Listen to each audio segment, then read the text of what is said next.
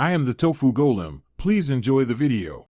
You start by enabling text-to-speech in Discord's user settings under Accessibility. This lets you send TTS messages.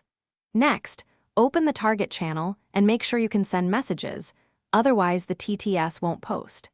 If you plan to use a bot to TTS, assign it Connect and Speak or use voice activity in that voice channel.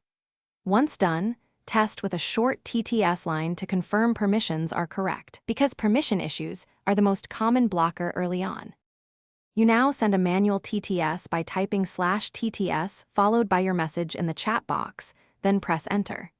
This tells Discord to treat the text as speech. Use punctuation to control intonation and pauses because the TTS engine follows punctuation cues.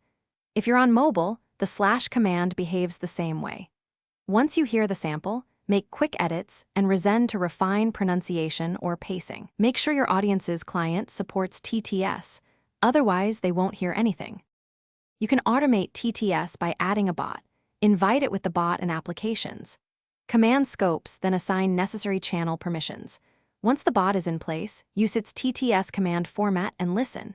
If nothing plays, check server notification settings and each user's accessibility TTS toggle. Many problems are client-side. When pronunciation is wrong, simplify or rephrase the text and include punctuation to guide rhythm. If problems persist, restart Discord or re-invite. Thanks for watching.